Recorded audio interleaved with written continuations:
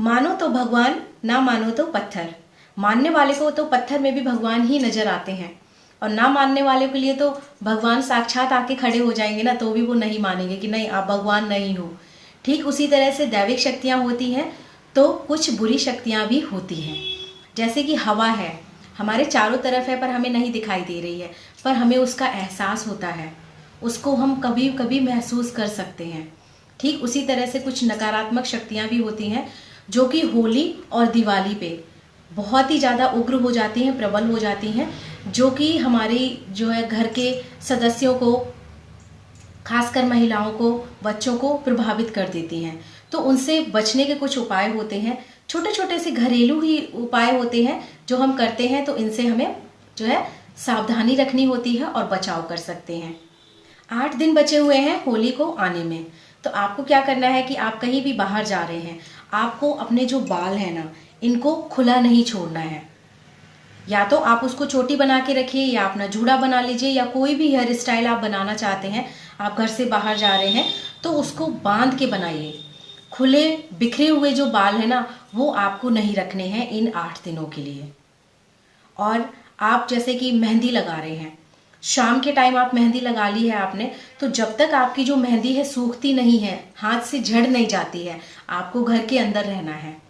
सूर्य अस्त होने के बाद मेहंदी जो हाथों में लगी हुई है, उन हाथों को लेके आपको बाहर नहीं जाना है, क्योंकि जो मेहंदी की सुगंध होती है ना, जो खुशबू होती है, वो कुछ बुरी शक्तियों को भी अपनी तरफ खींचती है, प्रभावित करती है, तो उससे आपका बहुत ही नुकसान हो सकता है। तो इससे आपको बचना है। और अगर आपके घर में छोटे बच्चे हैं, आप उनके कपड़े रात में धो रहे हैं, यानी कि सूर्य अस्त होने के बाद अगर धो रहे हैं, तो उनको घर के अंदर सुखाना है, खुले में बाहर नहीं डालना है, छत पे नहीं डालना है, या ऐसी जगह नहीं डालना है जहाँ से कपड़े कहीं उड़ के और चले जाएं। कहने का मतलब है कि जितने कपड़े डाले हैं ना, उतने ही कपड़े हमारे घर के अंदर आने चाहिए, एक भी कपड़ा गायब नहीं होना चाहिए। खासकर ध्यान देना होता है जो छोटे बच्चे होते हैं, नवजात शिशु होते हैं, जिनको लंगोटी पहनाई जाती है, और ये बड़ों पे भी लागू होता है कि आपके जो कपड़े हैं वो ध्यान रखना है कि एक भी गायब ना हो, क्योंकि इससे भी ना कई लोग क्या होते हैं कि अपने ऊपर किया कराया होता है, अपने ऊपर कुछ भी बाधा होती है ना, उसको उतारने के लिए कुछ ना कुछ कर लेते हैं, तो इससे भी आपको बचना है।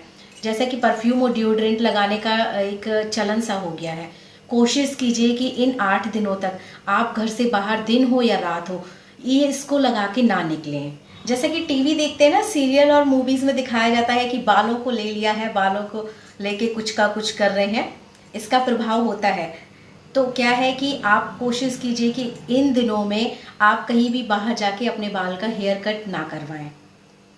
होली के बाद करवा लेना, वैसे भी होली खेलेंगे तो बालों में रंग भर जाता है, फिर आप जाते हो कभी स्पा करवाने, कभी कुछ करवाने, तो उससे पहले कटिंग भी क्यों करानी है, तो उससे भी आपको बचना है। और आपको एक चीज़ ये और ध्यान देनी है, कोई भी आपको प्रसाद देता है या कोई भी खाने की चीज़ देता है, अगर वो सफ़ेद रंग की है तो आपको ले लेना है, लेकिन उसको ग्रहण नहीं करना है, और ना ही अपने बच्चों को करने देना है। सफ़ेद जैसा कि दूध है, दही है, छाछ है, लस्सी है, या सफ़ेद मिठाई है, खीर है, मतलब जो प्योर सफ़ेद चीज़ होती है वो आपको नहीं लेनी है। और जब तक होलिका दहन नहीं हो जाता है तब तक पैसों का लेन देन ना करें तो ज़्यादा अच्छा रहेगा, खासकर सूर्य अस्त होने के बाद। सूर्य अस्त हो चुका है, किसी से भी ना पैसे लेने हैं भाई, ना हमें आपको देने हैं, इसका भी आपको बचाव करना है। तो ये कुछ उपाय हैं, छोटे छोटे से ही उपाय हैं जो आप आसानी से कर सकते हैं। तो जो बुरी शक्तियाँ होती हैं ना, नकारात्मक शक्तियाँ होती हैं, तो उनसे आप बच सकते हैं, ठीक है। और आप अगर मानते हैं, जादू टोना को मानते हैं, तंत्र मंत्र को मानते हैं, तो इन दिनों में ही कुछ ज़्यादा किया जाता है। जो लोग इन बुरी शक्तियों में विश्वास रखते हैं, तो आपके ऊपर उसका भी प्रभाव नहीं पड़ेगा, आप उससे भी बच के रहेंगे, अपने परिवार को भी उससे बचा के रखेंगे। तो दी हुई जानकारी अगर आपको अच्छी लगी है तो एक लाइक कर देना। लाइक करने से बस ये होता है कि हमें थोड़ा सा मोटिवेशन मिलता है कि जो हम इन्फॉर्मेशन आपको दे रहे हैं वो आपको अच्छी लगी है, और शेयर भी कर दीजिएगा।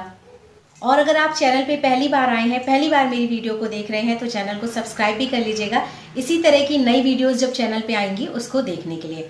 Thanks for watching this video. मिलते हैं नई वीडियो में नई जानकारी के साथ। Thank you.